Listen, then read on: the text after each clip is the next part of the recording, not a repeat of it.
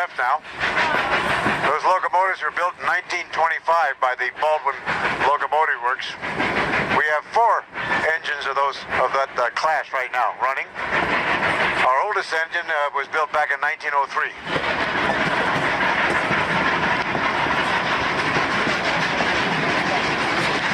Now we're coming to Hollywood East. Lots of movies have been filmed in the Lobato area. The last movie filmed on our line was Hostiles with Christian Bale. You may have seen that movie.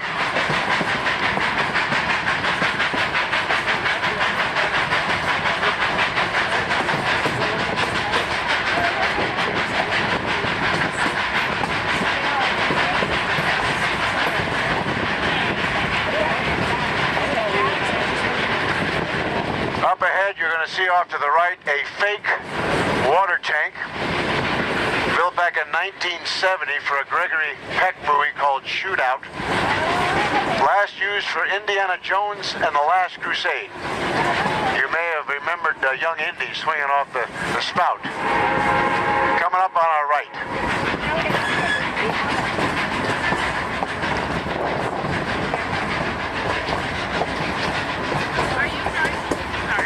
Broadcasting and all.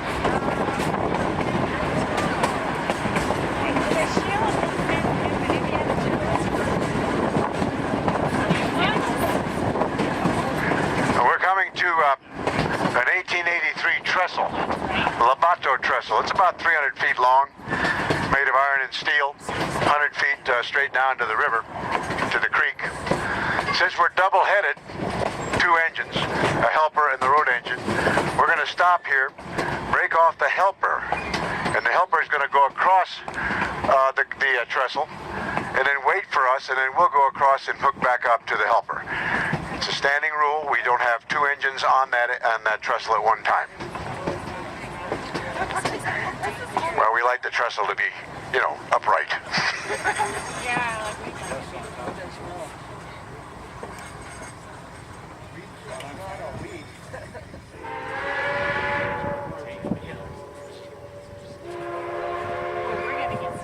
While we're standing here, is anybody interested in the history of the railroad?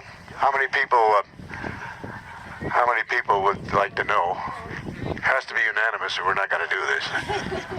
Okay. 1870. 5 years after the end of the Civil War, the Denver Rio Grande Railway Company was incorporated in Denver. I'm going to give you the précis, the short version. They built all through Colorado to Utah. They got to Antonito in 1880, the spring of 1880. Silver was discovered in Baker's Park, which is present-day Silverton. That's when they decided to head west out of Antonito to service the mines in Silverton. This is the important part right here, and this is on the test for sure. They started constructing this 64 miles out of Antonito in March of 1880. They arrived in Chama December of that year. 9 months. Somebody was asking me what kind of equipment they had. Well, all they had were guys with strong back shovels and picks and black powder. That was it. So that was it. It was amazing they did all this in 9 months. And if you're going on to Antonito with me today, you're going to see the train, the mountainous train that they had to go through. It's incredible. They got to Durango in 1881, finally Silverton in 1882.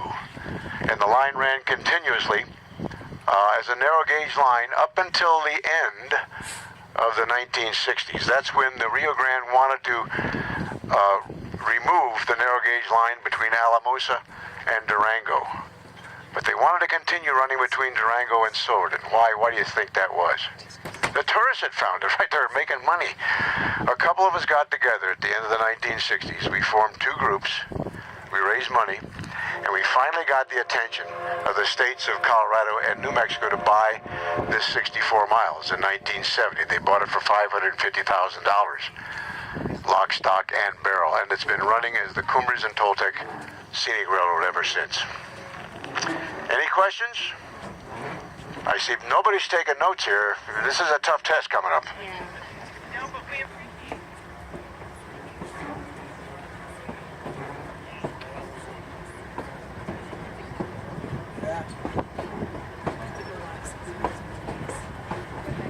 Okay, we're coming up to the Lobato Trestle. Again, it's 300 feet long, originally built back in 1883.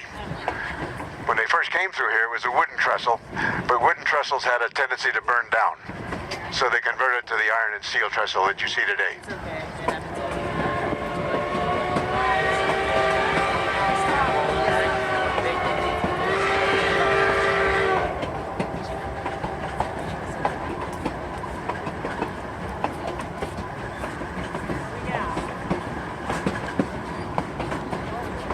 So there's a train right there.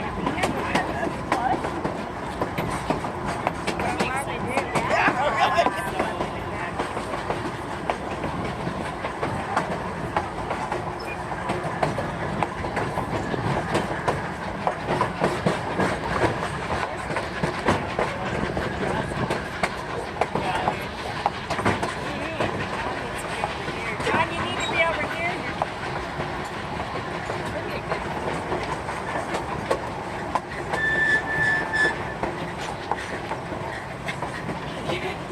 Fall on her.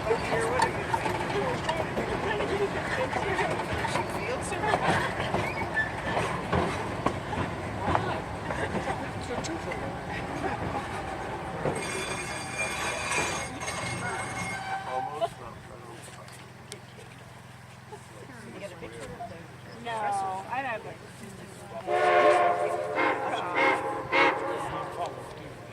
Chase car. Oh yeah. Oh.